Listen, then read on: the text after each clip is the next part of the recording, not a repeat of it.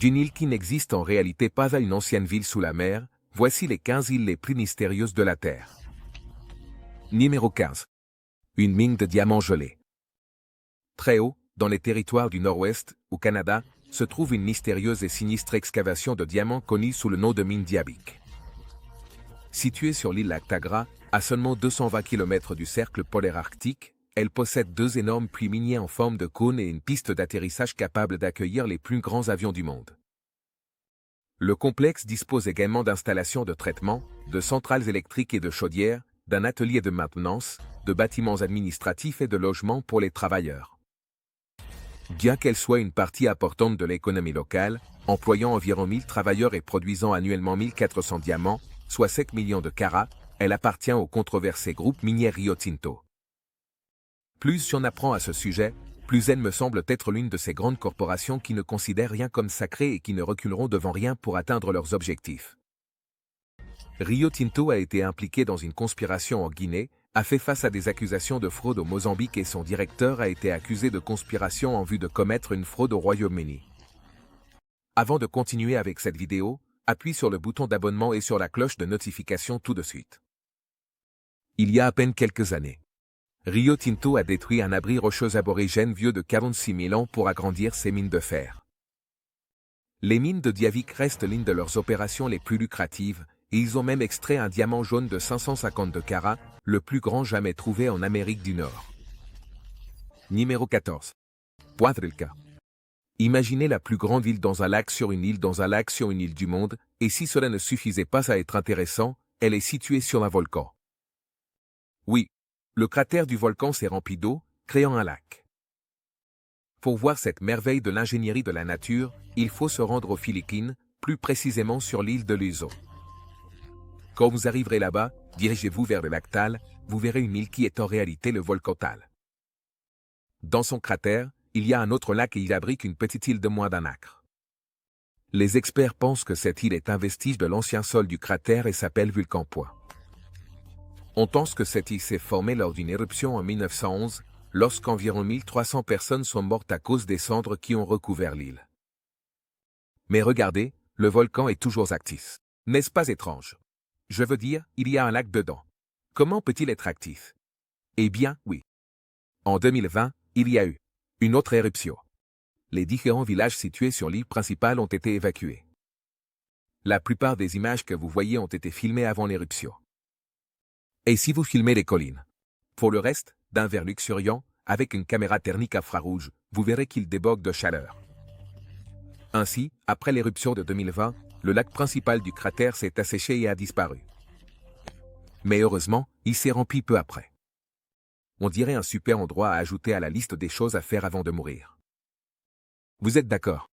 Numéro 13. L'œil mystérieux. Le clip suivant est une énigme enveloppée dans un mystère au sein d'un autre mystère. On se trouve dans les terres marécageuses près du delta du Piranha, dans le nord-est de l'Argentine. Le marais ressemble à n'importe quel autre marais, humide, rempli de roseaux, d'herbes et d'insectes. Mais ce qui est étrange, c'est qu'il y a une île parfaitement circulaire au milieu du marais. On pense qu'elle a 20 ans et on dirait que quelqu'un a pris un énorme scalpel et l'a découpé du paysage. Mais le plaisir ne s'arrête pas là. Cette île bouge. Tous les jours, elle change de place.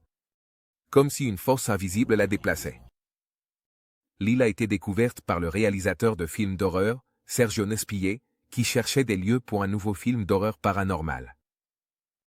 Dès qu'il a vu l'œil sur Google Maps, il a décidé d'abandonner la recherche pendant un moment et de l'explorer. Il a déterminé que l'île est flottante, donc elle n'est pas attachée au fond, et que l'eau qui l'entoure est cristalline et froide, ce qui est inhabituel dans cette région. Au Pérou, il existe des îles flottantes similaires. Mais elles ont été construites par l'homme, le peuple Yol. Cependant, ces îles nécessitent un entretien constant car elles se détériorent, mais en Argentine, personne ne s'en occupe, elles existent par elles-mêmes. Un autre détail intéressant, c'est qu'en marchant au fond du marais, de petites bulles continuent de remonter, probablement de méthane. Est-ce que cela pourrait être la raison pour laquelle l'île bouge? Numéro 12. Île effrayante, des poupées. Les réalisateurs de films d'horreur ont une façon étrange d'incorporer quelque chose d'apparemment innocent, comme des poupées, dans leurs films, effrayant à jamais des générations de cinéphiles. Mais saviez-vous que certains de ces endroits que vous imaginez existent dans la vie réelle? Bienvenue sur l'île des poupées. L'histoire qui entoure l'île est plus étrange que n'importe quelle fiction qui existe. On dit qu'un homme mexicain avait le cœur brisé à cause d'un amour non réciproque. Dans sa douleur et son agonie, il a décidé de s'isoler du monde et est allé vivre sur une petite île loin de tout.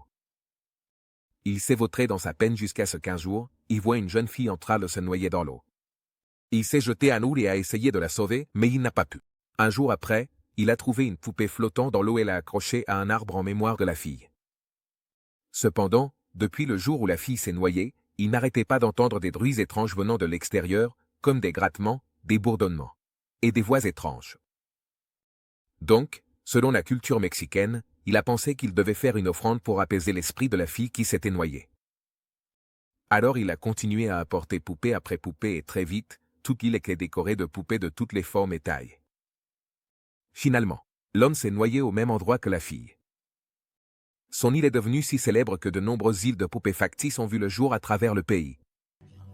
Ça fait froid dans le dos. Ce n'est pas exactement une destination que j'aurais sur ma liste de souhaits. Yvon, Ninero, dans l'île Bannerman. Quand on pense à New York, on s'imagine souvent de grands gratte-ciel, Central Park et l'Empire State Building. Mais à seulement 15 miles au nord de la ville de New York, se trouve une île enchantée avec un vieux château en ruine au centre. Depuis la Grande Révolution, l'île n'a eu que 5 propriétaires. La partie la plus importante de son histoire commence avec Frank ou Frank Bannerman, un immigrant écossais dans les années 1850. Il a pris en charge l'entreprise de vente aux enchères d'ânes de son père, et très vite, il a acheté l'île après l'avoir vue lors d'un voyage en canoë. Il a décidé de construire un château de style écossais, avec sa touche personnelle.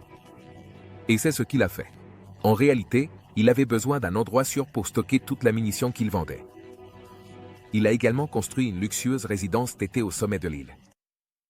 Ce que vous ne saviez probablement pas, c'est que les indigènes évitaient cette zone pour une raison quelconque, tout comme les premiers colons hollandais, car ils la considéraient comme enchantée. Il y avait de nombreux récits de silhouettes étranges et sombres qui se promenaient sur l'île, aperçus par des gens de l'autre rive ou depuis des bateaux. Le château a été achevé en 1908. En 1950, le ferry qui desservait l'île a coulé. Donc, l'île et le château, avec son arsenal, sont restés en ruine. Puisque les derniers résidents restants n'avaient pas les moyens de l'entretenir. En 1969, un grand incendie et une explosion ont détruit le bâtiment principal, ne laissant que les murs extérieurs. Personne ne sait exactement ce qui a provoqué l'incendie. Numéro 10. L'île la plus isolée des États-Unis. Bienvenue à l'atoll de Palmyra, l'île la plus isolée des États-Unis. Rien qu'en le regardant, c'est l'incarnation d'un paradis tropical, et ce n'est pas étonnant. Parce que c'est l'un des habitats naturels les plus protégés de la planète. Pour être juste, ce n'est pas une île, mais un groupe d'îles. Situé à environ 1000 km d'Hawaï, l'atoll de Palmyra est l'un des endroits les plus difficiles d'accès sur Terre depuis sa découverte en 1802. Il y a eu de nombreuses histoires effrayantes qui ont émergé à propos de l'atoll. Une des histoires se déroule en 1798, quand un navire marchand nommé Betsy naviguait dans le Pacifique. Tout à coup, le capitaine du navire a eu une prémonition. Il a passé une nuit agitée et a alerté son équipage pour qu'il jette l'ancre, car il sentait que quelque chose de terrible était sur le point de se produire. Quand le matin est arrivé, tout le monde s'est rendu compte que le capitaine avait raison. Il existe aussi une histoire vraie d'un couple de navigateurs qui a trouvé la mort à Palmyra aux mains d'un trafiquant de drogue en fuite. On dit qu'il a fui sur le bateau et que les restes osseux du couple ont été retrouvés 6 ans plus tard. Mais probablement, l'histoire la plus intéressante tourne autour d'un navire espagnol qui a fait naufrage à Palmyra en 1816. On dit que les survivants ont enterré de l'argent et de l'or volé des temples incas du Pérou. Quelque part sur l'île, ils ont alors construit des radeaux et se sont échappés. Seule une des 3 radeaux a été secourue mais il ne restait qu'un survivant pour en parler. Pensez-vous que c'est vrai ou c'est juste un mythe? Numéro 9. L'île qui n'existe pas. Quand on parle de questions sans réponse, de mystères et d'énigmes, l'île Bermeja est celle qui remporte la palme. On dit que cette île se trouve dans le golfe du Mexique, selon certaines versions à seulement 100 miles de la côte du Yucatan. Berneja était une île bien connue sur toutes les cartes et dans tous les registres depuis le XVe siècle jusqu'en 1998. Mais pendant tout ce temps, personne ne semblait s'en soucier. Le golfe du Mexique était divisé presque au hasard en deux, dénotant la frontière entre les États-Unis et le Mexique. Cependant, quand les gens se sont rendus compte qu'il y avait beaucoup de pétrole sur le golfe, tout le monde s'est soudainement mis à vouloir établir une frontière claire. Avoir une île là-bas aurait signifié beaucoup pour les Mexicains, donc à la fin des années 1990, ils ont envoyé de nombreuses missions pour la trouver. En vain, c'était comme si l'île n'avait jamais existé. Une théorie du complot farfelu affirme que la CIA a détruit l'île lors d'une opération secrète. Même s'il était possible de faire disparaître de la surface de la Terre une île de 30 miles de large, il est peu probable que quiconque le remarque. L'histoire la plus probable est qu'elle n'a tout simplement jamais existé. Ça aurait pu être une erreur sur les premières cartes, qui ont simplement été copiées pendant des siècles. Certains experts affirment que les anciennes cartes contenaient des erreurs intentionnelles pour embrouiller les ennemis. Je ne sais pas pour vous, mais ce que je préfère, c'est l'histoire de la CIA. Je veux dire, tout le monde aime les choses qui explosent, non. Numéro 8. Diego Garcia. Quand tu regardes la carte du monde, il ne se passe pas grand-chose dans l'océan Indien, n'est-ce pas? Erreur. En réalité, il y a un groupe de 1000 petites îles connues sous le nom d'archipel des Chagos. Une de ces minuscules îles, c'est une étroite bande de terre de 39 km appelée Diego Garcia. Et croyez-le ou non, c'est une base de l'armée des États-Unis. C'est là que les choses deviennent étranges, car l'île n'est pas américaine. C'est l'un des vestiges de l'empire colonial britannique. Le Royaume-Uni considère que toute la chaîne d'îles des Chagos est un territoire britannique de l'océan Indien. Mais attendez, elle a été découverte pour la première fois par un Espagnol nommé Diego Garcia de Moguer. Et en 1793, elle est devenue une colonie française. Après les guerres napoléoniennes, elle est passée sous contrôle britannique. Tu es déjà perdu. Eh bien, les Américains sont arrivés sur l'île dans les années 1960, alors tu te demandes, qu'est-ce qu'ils foutent là-bas? Eh bien, les Yankees reconnaissent que l'océan Indien est incroyablement important d'un point de vue stratégique. Les pays qui bordent l'océan Indien contiennent près de 60% des réserves mondiales de pétrole, 35% de celles de gaz, 40% de l'or, 60% de l'uranium et un incroyable 80% de tous les gisements de diamants du monde. Numéro 7. L'île Plaga. Assez parlé de l'armée. Laissez-moi vous emmener dans l'un des endroits les plus hantés du monde, l'île Poveglia. Le premier récit britannique sur l'île remonte à l'an 421 avant notre ère. L'île a été abandonnée pendant la majeure partie de son histoire, à part de brèves périodes de guerre où les réfugiés trouvaient du réconfort sur l'île. Ensuite, elle serait de nouveau abandonnée. Les autorités voulaient désespérément se débarrasser de la population touchée, alors ils ont pensé, pourquoi ne pas les jeter sur cette île déserte? Donc, les morts ont été transportés à Poveglia et abandonnés. Les morts ont été jetés dans des fosses profondes. Une fois que la fosse était pleine à ras-bord, on mettait le feu au corps et ensuite on les recouvrait de terre. Même aujourd'hui, certaines personnes disent que l'île est composée de 50% de terre et de 50% de cendres humaines. Une autre histoire effrayante mais vraie tourne autour de cet endroit maudit. Apparemment, quand les fosses communes ont été découvertes, les enquêteurs ont trouvé des squelettes avec des pierres martelées dans leurs mâchoires. Cela les a laissés perplexes au début. Et la réponse à cette énigme était encore plus troublante. Quand les gens sont morts de la peste, les fosses communes ont dû être rouvertes. Alors, les gens ont été surpris de trouver des cadavres avec du sang qui goûtait de leur bouche. Pensant que les cadavres ensanglantés devaient être des vampires, les gens leur mettaient des pierres dans la bouche pour qu'ils meurent de faim. Peu de gens savaient que c'était une conséquence naturelle de la décomposition. Numéro 6. Une ville, dans la mer. Non, ce n'est pas l'Atlantide. Je parle de Nan Madol, le centre cérémoniel de la Micronésie orientale. Cet incroyable ensemble de restes témoigne d'une période vibrante de la culture des îles du Pacifique. Quand la dynastie Fableo régnait sur les îles. Il y a plus de 100 îlots au large de la côte sud-est de Pompéi, qui abrite les restes de palais, de temples, de tombes, ainsi que des habitations résidentielles qui ont été construites entre 1200 et 500 avenue Jigtsé. Il s'agissait d'énormes bâtiments mégalithiques construits avec des pierres de basalte, façonnés en forme de colonne grâce à une technique de construction très singulière. Même l'équipe d'Anciens Aliens a réalisé un programme sur cet endroit, se demandant comment les gens qui vivaient il y a 1000 ans pouvaient transporter d'énormes roches de 45 tonnes jusqu'aux collines. Les habitants racontent que cela a été fait grâce à la magie, en faisant léviter les pierres. Mais ce n'est pas le seul mystère qui entoure Nan Madol. Apparemment, ces cryptes et temples sont hantés. En avril 1907, Victor Berg, le gouverneur allemand de l'île, est mort de fièvre après être entré dans l'une des tombes. Il délirait en murmurant des sons de coquillages qui soufflaient à ses oreilles. Les habitants l'avaient averti de ne pas perturber les anciennes tombes, mais il a rejeté les avertissements comme de la superstition. Les légendes disent qu'une fois qu'il a réussi à entrer dans la tombe, il a découvert des squelettes de géants, certains mesurant jusqu'à 3 mètres de haut. On dirait un mythe, bien que cela pourrait expliquer comment les roches ont été transportées. Pensez-vous que l'histoire est vraie? Dites-le moi dans les commentaires ci-dessous. Numéro 5.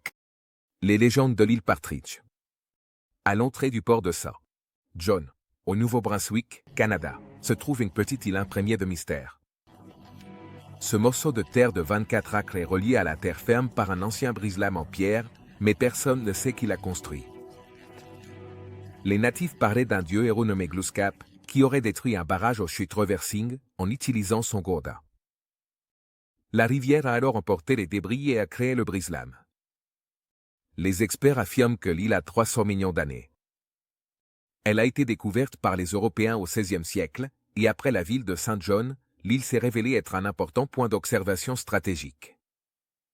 Un phare a rapidement été construit, mais l'île était sur le point de jouer un rôle beaucoup plus crucial dans le futur. Une quarantaine. Pour éviter la propagation de virus mortels, les gens étaient mis en quarantaine et soumis à des examens médicaux sur l'île. Seules les personnes autorisées par les médecins pouvaient entrer dans le pays. L'une des périodes les plus sombres fut pendant la famine irlandaise, lorsque des milliers d'immigrants irlandais se sont rendus dans le Nouveau Monde. Les hôpitaux de l'île étaient insuffisants et mal équipés pour tant de patients. En 1847, qui fut la pire année de la crise, plus de 2000 personnes sont mortes sur l'île. Certains disent que leurs âmes la hantent encore aujourd'hui. Numéro 4. L'île extraterrestre. Pour notre prochain clip, nous allons de l'autre côté du monde, dans le beau et ancien pays du Yémen. Considérée comme l'un des reliefs les plus isolés de la planète, l'île de Socotra ne ressemble à rien de ce que vous avez déjà vu auparavant. Située dans la mer d'Arabie, les experts pensent que cette île s'est séparée du continent africain il y a des millions d'années. Aujourd'hui, elle abrite plus de 700 espèces endémiques uniques que l'on ne trouve nulle part ailleurs sur la planète. Par exemple, regardez ça, ça s'appelle l'arbre de sang de dragon et on dirait tout droit sorti des films Avatar. Les eaux cristallines et les paysages incomparables font de cette île l'une des plus belles du monde. Elle a même une énorme grotte de 2,5 km de long avec des stalactites et des stalagmites. Il n'est pas surprenant qu'elle ait été déclarée patrimoine mondial par l'UNESCO. Et même si c'est une zone très protégée, certaines personnes ont réussi à commencer à construire des maisons de vacances. Au grand désarroi des habitants. Selon la loi yéménite, aucune construction n'est autorisée à moins de 300 mètres de la côte et aucun étranger n'est autorisé à acheter un terrain, mais je suppose que les lois sont là pour être enfreintes. En raison de la guerre civile en cours au Yémen, l'avenir de Socotra est plein d'incertitudes. C'est toujours un endroit sûr, donc certaines agences de voyage organisent des excursions sur l'île. Les touristes courageux prennent la mer et en profitent tant qu'ils le peuvent. Parce que qui sait ce que l'avenir nous réserve. Numéro 3. Île de Pâques. Il n'y a pas d'île plus entourée de mystères que l'île de Pâques. La célèbre civilisation Rapa Nui a prospéré sur cette île pour ensuite presque complètement disparaître. Le seul vestige de ce peuple marin est constitué d'énormes statues de pierre qui ont laissé les scientifiques perplexes pendant des siècles. L'île a été découverte le dimanche de Pâques en 1722 par un explorateur néerlandais. Et c'est de là que vient son nom. Il a rapporté qu'entre 2000 et 3000 personnes habitaient l'île. Au milieu du 19e siècle, ils avaient presque complètement disparu. Ce qui restait, ce sont des têtes géantes sculptées dans la pierre. Ce n'est que récemment que les experts se sont rendus compte qu'il ne s'agissait pas seulement de têtes, mais de statues colossales qui étaient enterrées jusqu'au cou. Il existe quelques théories qui expliquent l'effondrement de Rapa Nui, et tout ont à voir avec les arbres. Apparemment, les colons polynésiens sont arrivés sur l'île vers l'an 1200.